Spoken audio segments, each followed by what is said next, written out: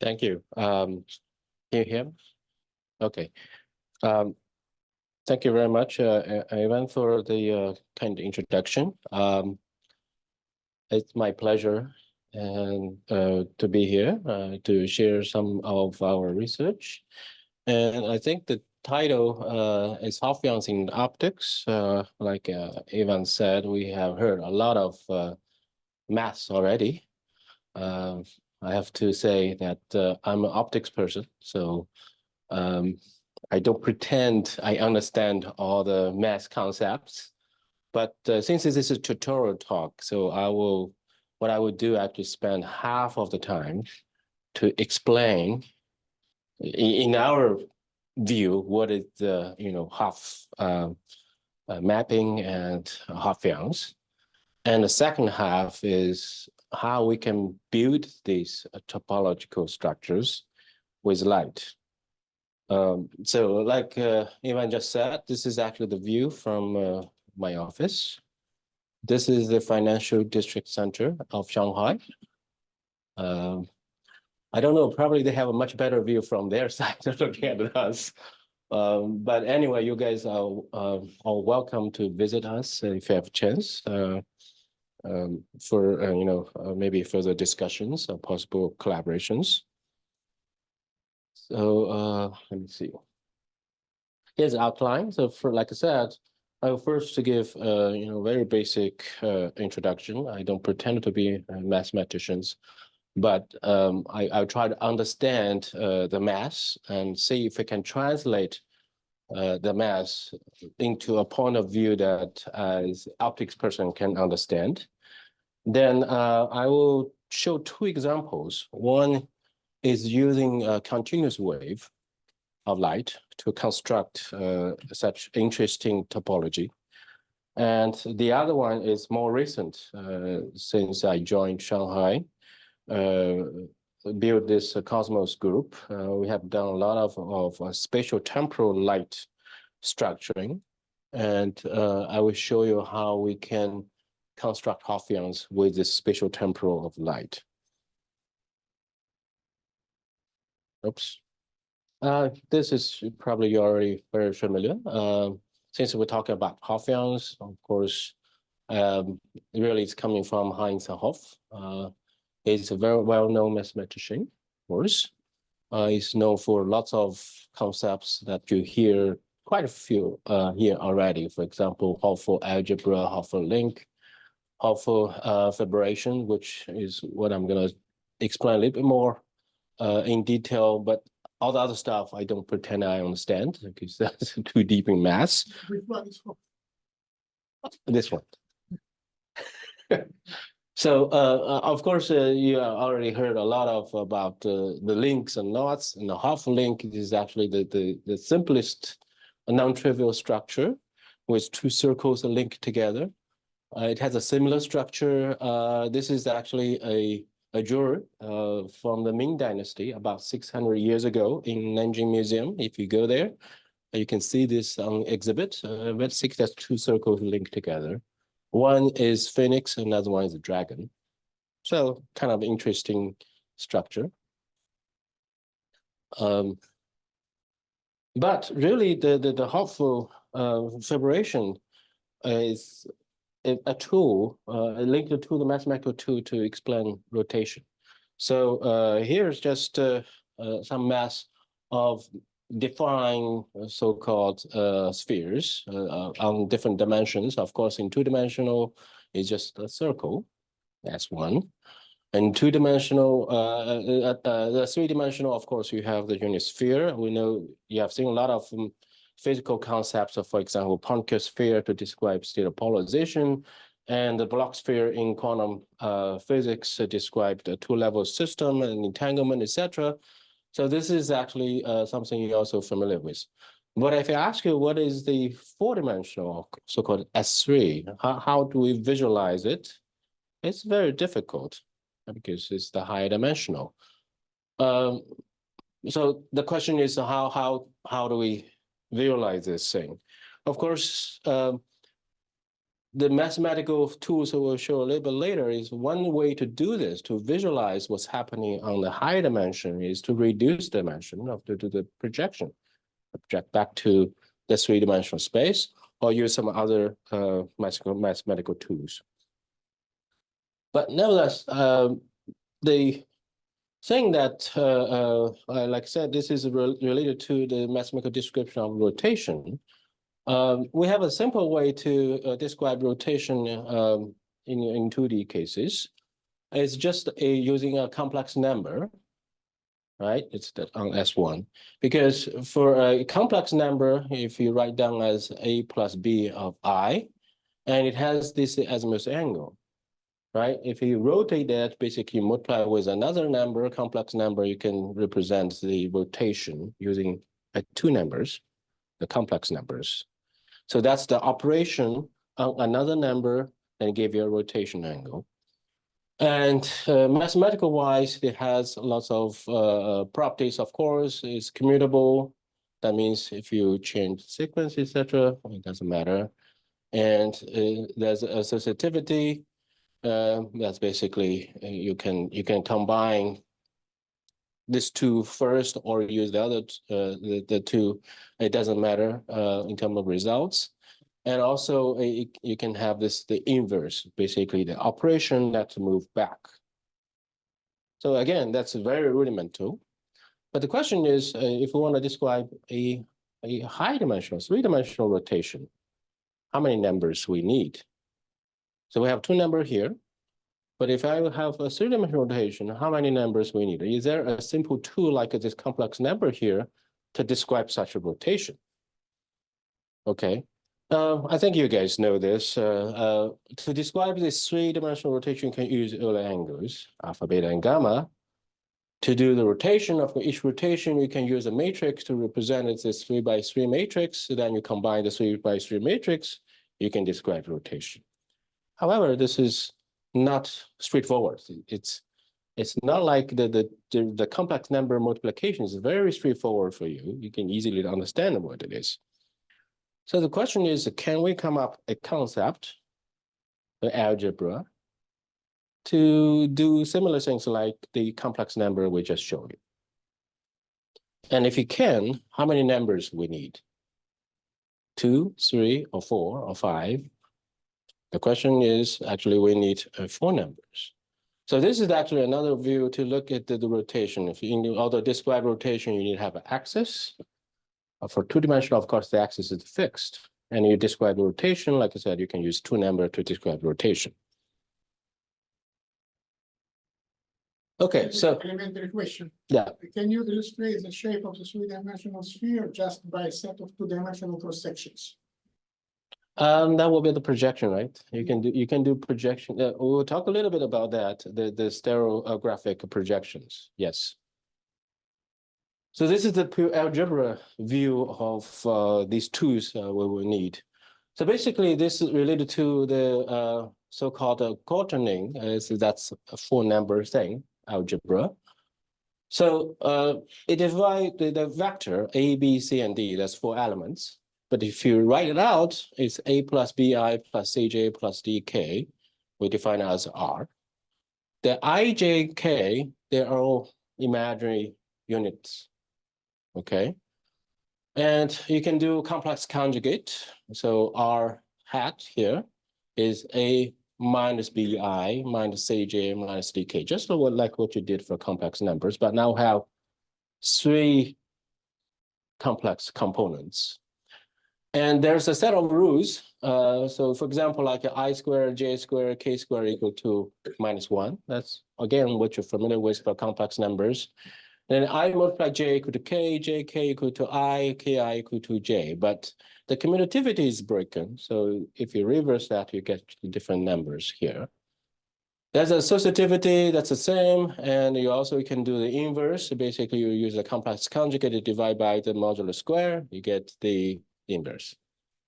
So that's just a very simple algebra with a set of rules just given here. And you can do some very simple calculations like 3 plus 2j multiply 1 minus 4i plus k, etc. You can spread it out and you get the result. So you can do calculations with these coordinates. It's basically 4-element vector. Okay, so how this is related to what we want to say. Now, this one actually can be used to describe a rotation in a high-dimensional space. Just like the complex number we showed at the beginning, that you have 2 elements, you can use that as the operation. You operate on another number that give you the angular rotation. So same thing here. So if the real part of this coordinate is 0, so we have the so-called pure coordinates, you have x, y, z. That's actually described as 3-dimensional space, right? And then we define a vector. This is the arbitrary vector in the high-dimensional space. And you do this operation here. So you have the inverse of this r. So we know how to calculate that. And multiply with P1. P1 is this 3-dimensional, this pure coordinate number. Then you multiply r again. So that's basically an operation, like a matrix operation or whatever. And you get a new number. You can show that this new number is also a pure coordinate that becomes x prime, y prime, z prime, right? So that whole operation is a mapping that maps one number or one position to another position that is actually giving a rotation, right? So that's a rotation in 3-dimensional space. You can also inverse that. Basically, that reverse of that operation is just the same thing that multiply with r inverse. Okay, so if you have 2 numbers, r and s are unit coordinate, basically the magnitude is 1, then you can cascade them together. You can rotate with s operation, then you can rotate with r operation. That's equivalent to a complete operation with r multiply s. Okay, so again, that's very simple and trivial, has nothing to do with Hopfion yet. But with this, if you think about it, that we have this three-dimensional space, so S2, it's a sphere surface. And let's say we choose a point on S2, for example, P0 here, that's a pure coordinate, it's the 1, 0, 0, that's I, right? And if given a point in S3, so that's a 4-dimensional space, we don't know how to visualize it yet. It's arbitrary number with A, B, C, D elements, and then we can define this rotation and operating on this P0 here, then it will give you another point. And another point will be on this unit sphere and give you this kind of a mapping relationship. And that mapping relationship is actually the Hopfion fibration. That's basically a mapping for the high-dimensional space, those ABCD elements, but it mapped into a 3-dimensional space. It's basically X, Y, and Z. Right? So that's just a mapping relationship of giving you the connection from a high-dimensional space to a low-dimensional space that you can visualize. But what's interesting is this, for this specific number showing here, if you do the inverse calculation, so basically, this is the 1 point in 3-dimensional space. It actually corresponding to a bunch of points in a 4-dimensional space. And you can do the calculation, you'll find out the set of points in a 4-dimensional space that actually mapped to the single point here is cosine t sine t 0, 0. And t, of course, is a real number. Now, cosine t, sine t, and with the t as a variable, you know what that is, right? It's a circle. It's a circle in the high-dimensional space, but every point of this circle through this mapping, we will map to the single point P0 here. In other words, that point P0 on this unit sphere in the real space, the three-dimensional space, corresponding to a circle in this high-dimensional imaginary space, right? So that's a fiber, of course, so-called Hopfion map over P. Now, with this, that has this interesting question now. The question is called a linked so-called puzzle. You have this so-called, the question is, can you fill the entire space with a straight line and a bunch of circles? Of course, there's different ways to do that, but we have a specific requirement, is that all the circles, any pair of the circles, has to be linked. That's the Hopf link. It has to be linked. Otherwise, you can do this. You can have a straight line. You have a bunch of circles, just with a different radius. You can fill the space, but that's a non-trivial case. They're not linked, so that does not satisfy the requirement of the Hopf mapping, Hopf fibration. So, I mean, this is basically the question. Now, how can this connect to what we talk about here? Is it a single material solution or there are more? What's that? Is it a single material solution of this problem? There are more solutions. I guess again, like I said, I'm not a mathematician, but we have one way to do this. But there's other ways of doing that as well. So my guess is it's not a single solution. Okay. So anyway, this is the visualized structure if you build in the three-dimensional space. But how do we get from what I just said, the so-called Hopf fibration, to this point? Hopefully the next thing I can help you to understand what's going on here. This is a so-called stereographic projection. In other words, we know this is the four-dimensional space. And it's very hard to imagine what it looked like. And we need to understand some of the, maybe topological structures or relationships in that space. One way to do that, to help us to understand it, is to do the projection, to lower the dimension. And that the projection, of course, does not change the topological relationship. And in this lower dimension that we understand it from our daily life, we can look at the relationship and understand what's going on. So this is basically a couple of examples showing that if you have a circle, you can stretch that circle, cut it and stretch in a line, and you do this projection. You have one-to-one mapping. So basically you map or project a circle into one straight line, so one-dimensional. If you have a sphere, you can do similar things. So you do this projection, and you can project all the points, all the states on the surface into a two-dimensional flat surface here. Of course, the question is, what about this? The high dimensional, we just talked about the four-dimensional space.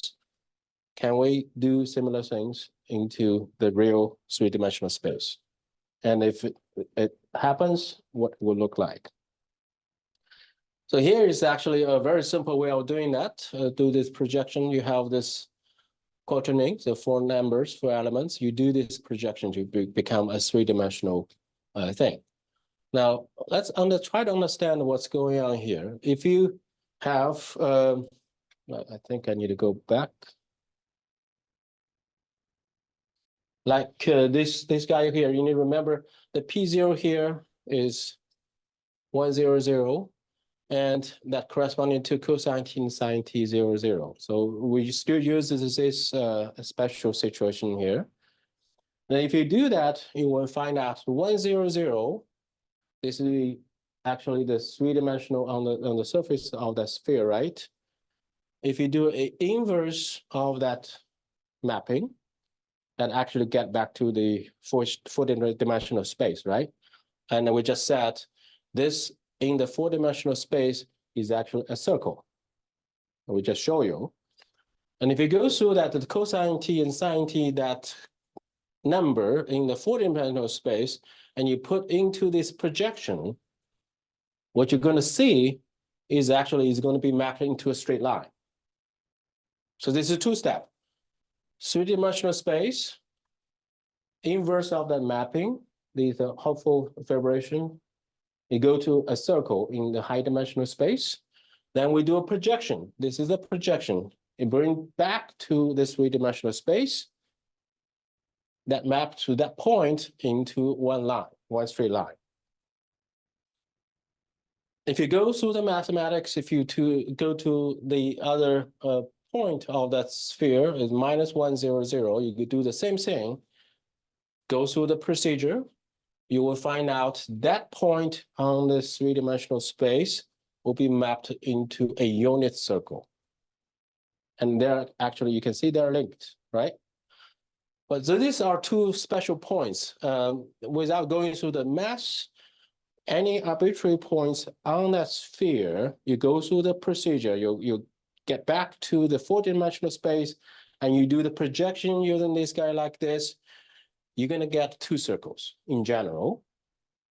Okay, but all these circles are linked.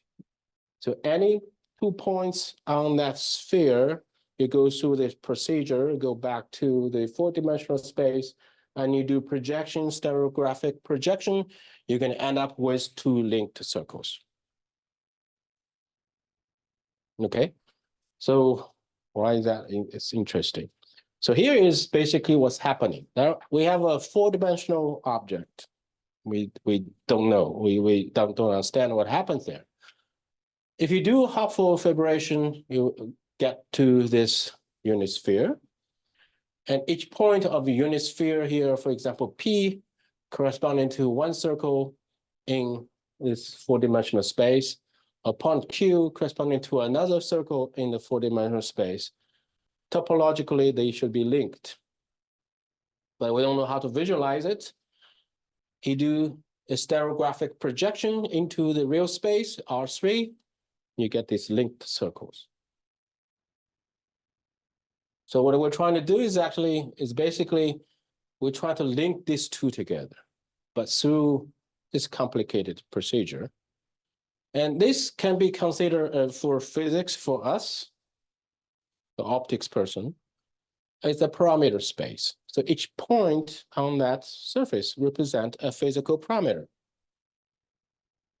a physical quantity. For example, maybe a polarization, or maybe a phase, or maybe intensity, something that's related to a physical quantity that we can measure. But this represents the topology structure. And you have to go through this to make that connection. So basically, that's what this shows you. You have a unit sphere that represents a certain physical system, for example, optics. And in order to show this is the high-dimensional thing, so each point on this represents a different data, different physical quantity. And if you do this through this stereographic projection, that from parameter space to real space, this is real space. Actually, you would have this very complicated nested linked circles. And that's the Hopfions. So hopefully through this is how we view these Hopfion structures. They're in terms of optics, the parameter space and the real space, and how they are connected. Now the question is, how do we build this?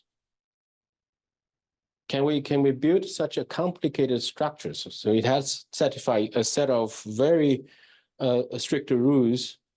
You need to have one straight line, and then all the other are circles, and all the circles has to be linked. This is actually my students took from the internet. Let me just run this. It's a video shows you this procedure. So this is the parameter space. You have one point here. This is the real space. You have mapped to one circle. And the interesting, so this is you guys can look at that from the internet. So the link is given there. So you can see you move the points on that circle, on this parameter space. You will see that mapped to different circle, you have a bunch of points with different states. You're going to form different structures.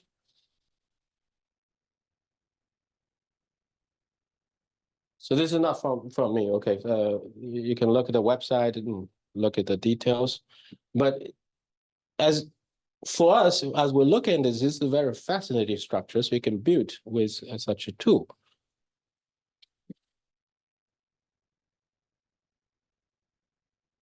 Let's just, wait for probably a minute or two, let it finish. As you can see that you have a different set of data, you're going to have a different structures being built up here. It just start to get more and more complicated.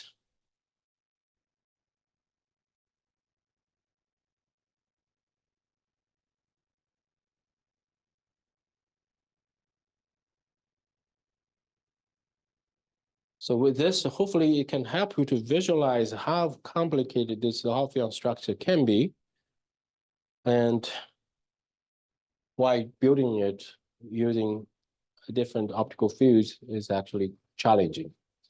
For the second order of film? I don't think so. I think it's still the first order. Yeah. Seems like you had two Hopfions which were mutually tied or knotted. Yeah, this is I think this is only the first order, but you can build high orders when we go to the end of the talk. Hopefully I can show you how we can build optically.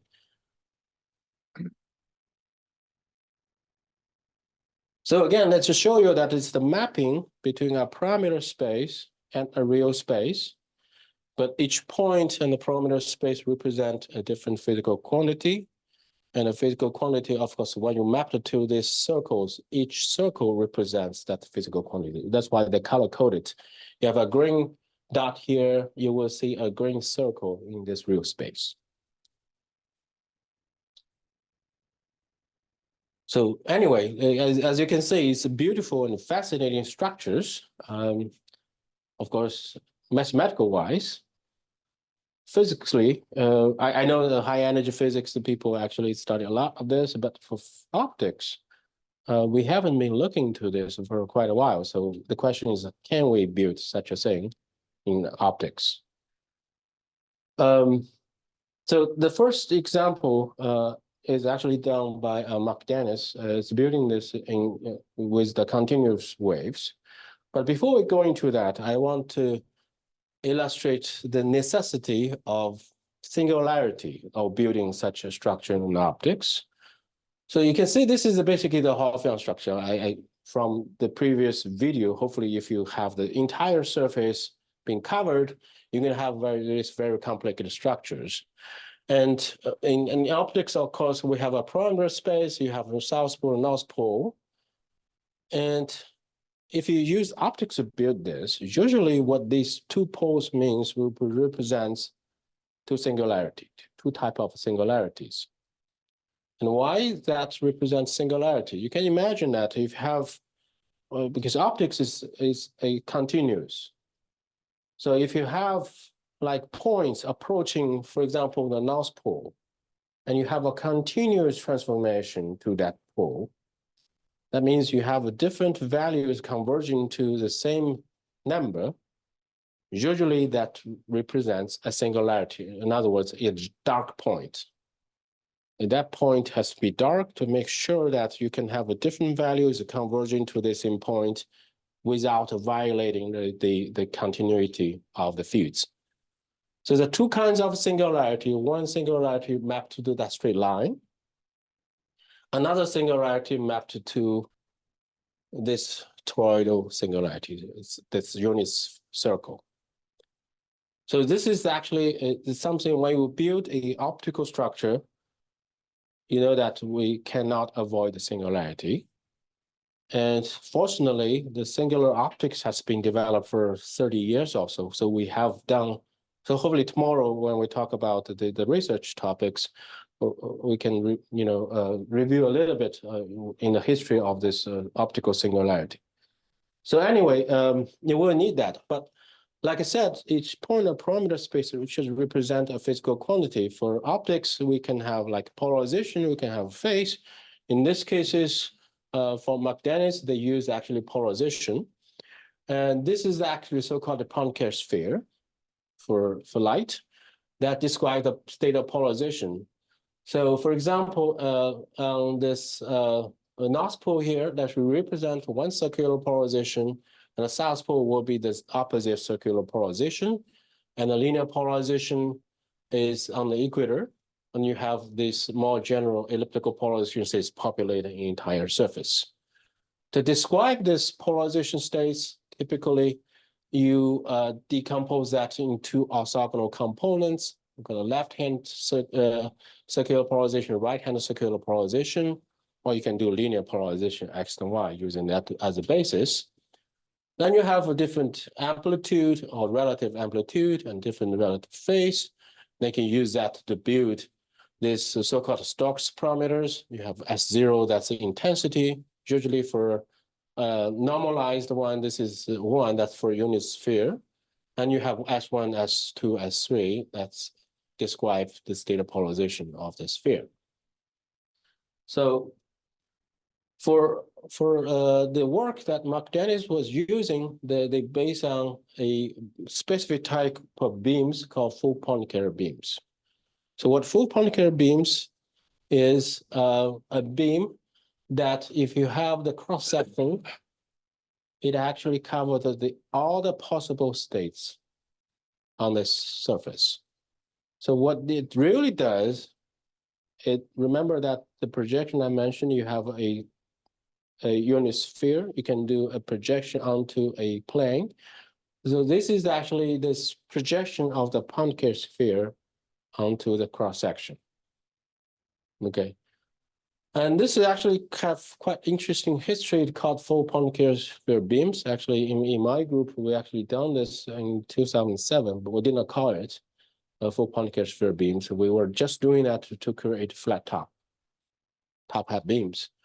But if you look at the way to construct such a beams, you will find out you will need two components in general. One is Gaussian, another component is a vertex.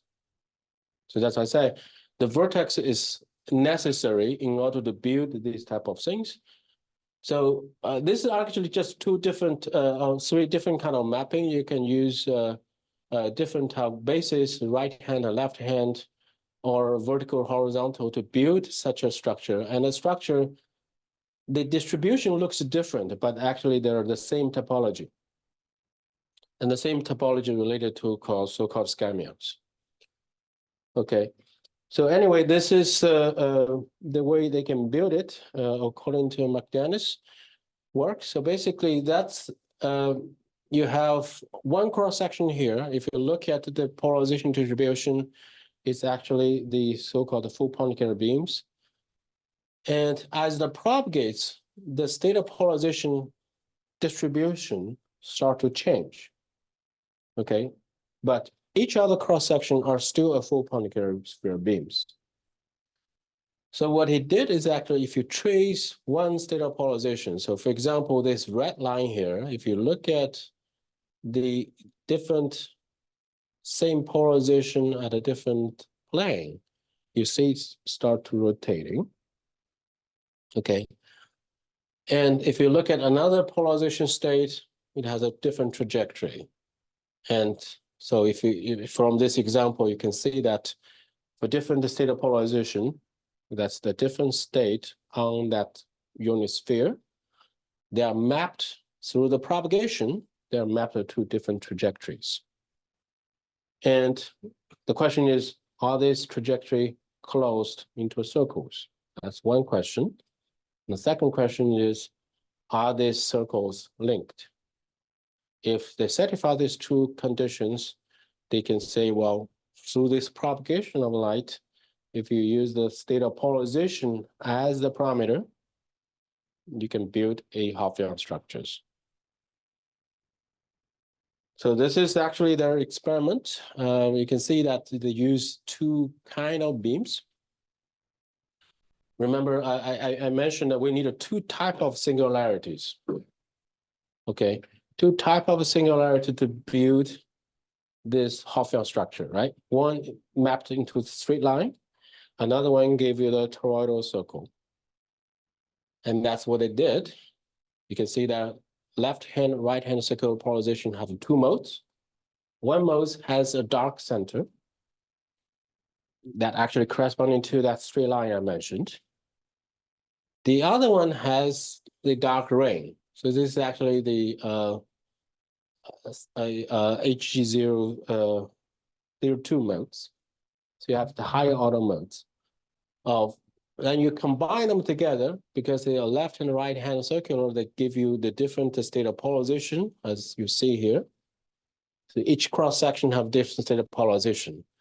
But if you trace, for example, this red point of here, and see how it propagates, you will find that these red points of state of polarization form a circle. Okay, and if you look at the green one form another circle, but then they're linked. Okay, so through this, they say, well, we can build a Hopfion structure through this continuous propagating waves if you trace the theta polarization state. Okay, so that's how the using the polarization, you can build Hopfion structures in light. Is this procedure stable against birefringence?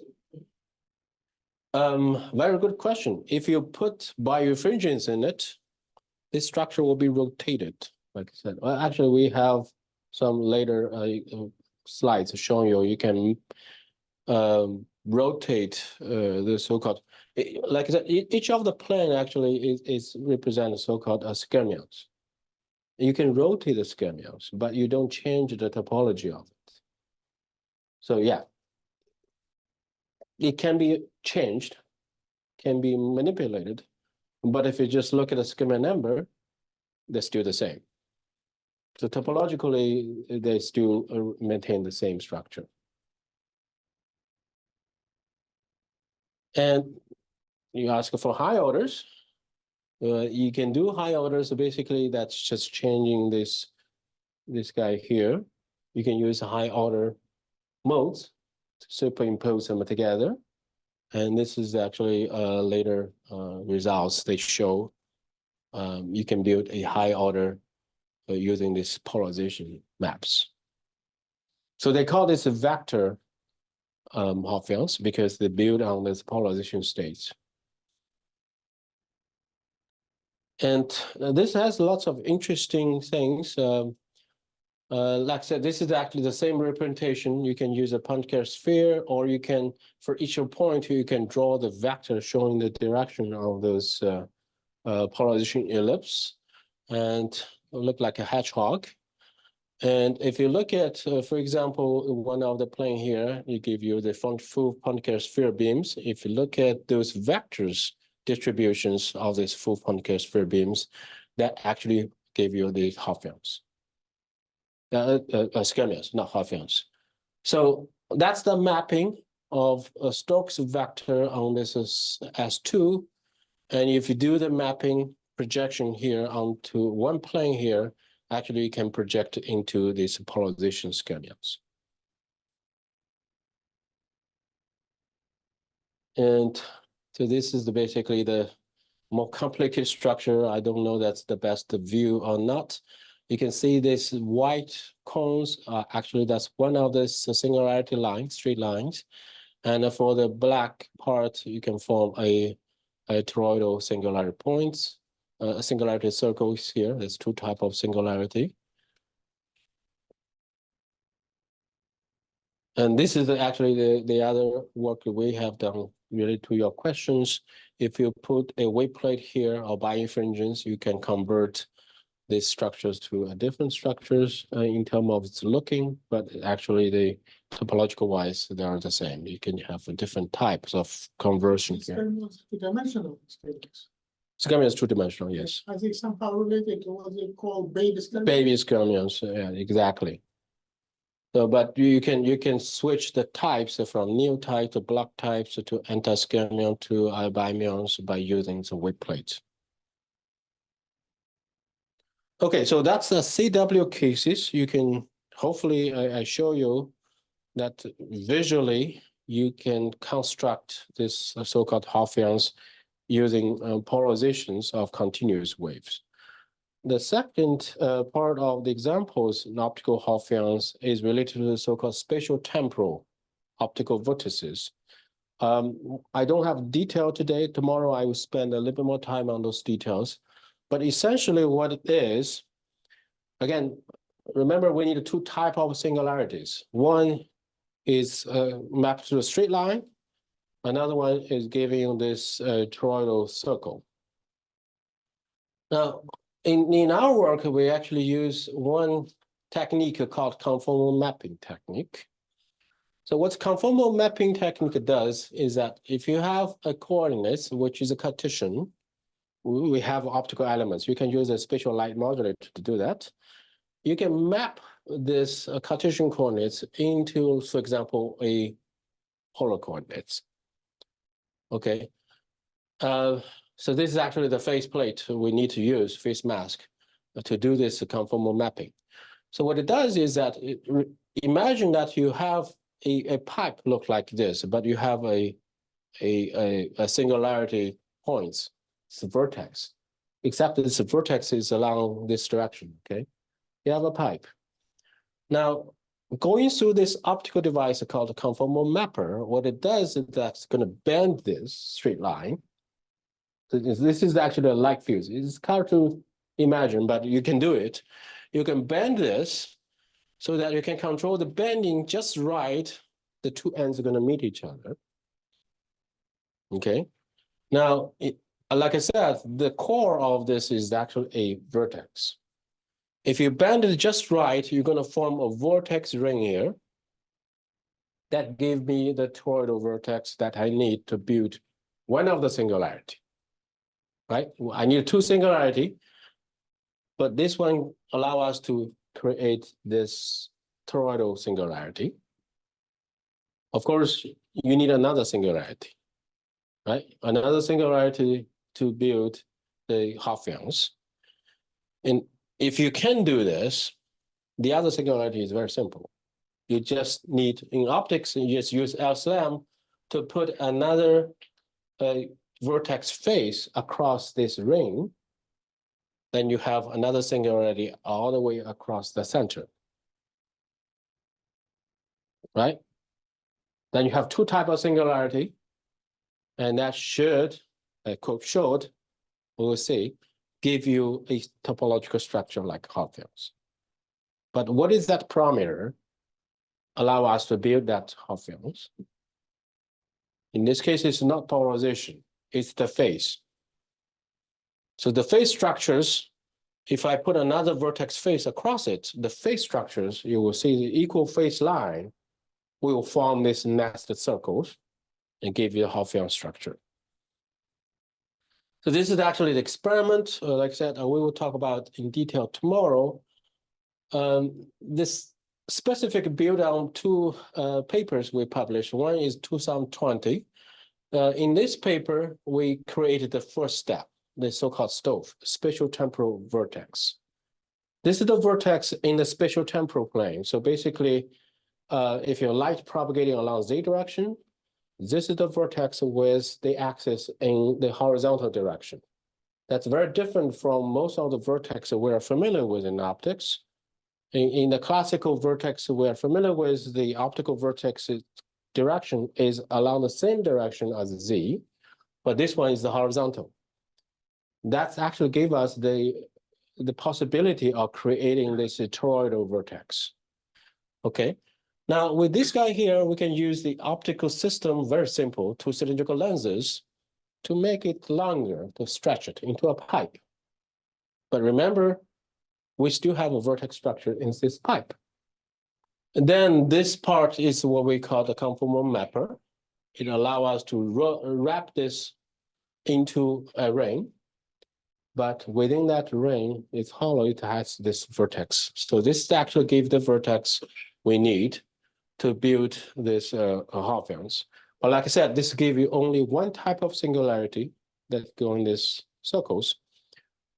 And the next step, of course, is easy. We just need to put another spatial light modulator here to give another state of polarization, singularity. So this is exactly what I just said a moment ago, but then we have another vertex displayed on the spatial light modulator here to give you the other singularity. then we can build these so-called Hopfions, but these Hopfions rely on the phase. That's what we call scalar Hopfions. So if you look at the equal phase line of this, what we call a WPI packet we created, different color represents a different phase values like 0, pi/3, pi/4, pi, and etc. They will form circles, but all the circles are nested, linked together. And you have this straight line here that's represented spatial vertex line. And of course, we physically build this toroidal vertex line as a dark line here. Now you can build a Hopfion structures using this phase as a parameter of the light. So this is actually published in a journal called eLight. I was told that they just received the first so-called instant impact factor. It's going to be like 25 or something, should be very high. But what's interesting thing is, I think when I show the video, you notice that if you just pick a bunch of numbers on the surface instead of the entire surface, you can build up with different structures. They're mapped to different circles. For example, this one shows you can have these stripes or surfaces, but the surface is being twisted, right? If you make this right, you can have a twisted surfaces that is a Mobius strip. Okay, so in other words, we don't take the entire things, but if you look at a different set of this, you can form a different structures. And this is what we did recently. If you look at the face surface, the toroidal vertex really is nothing very exotic. So it's the trivial structures. But if you add another spatial vertex to it, you start to twist those equal phase surfaces, and you can have this twist. And if you choose these correctly, so your spatial topological charge is 1, but the other one is 2, you will be able to form this Mobius stripes as a surface structures. It turns out it has to be 2. If it's just 1 here, it's not truly a Mobius strip. So as you can see that with these type of light manipulating tools, we have very high dimensional data available to us. And using this high dimensional data, you can build very complicated topological structures. And Hopfions is just one example. So here's just a quick conclusions. Hopfions are quasi-particles with not a topological structure, as we know. And we nowadays, with this high dimensional degree of freedom in spatial temporal optical vertices and WPI packets, it could be a very ideal platform to construct those structures. And but the interactions of this with matter is completely unknown. We have no idea what would happen if it interacts with different type of materials and what kind of phenomena we might expect. So that's my hoping that through this interaction with the center here, we will start to develop new directions of research in the future. So finally, this is my funding agencies and my research group in Shanghai. Thank you very much.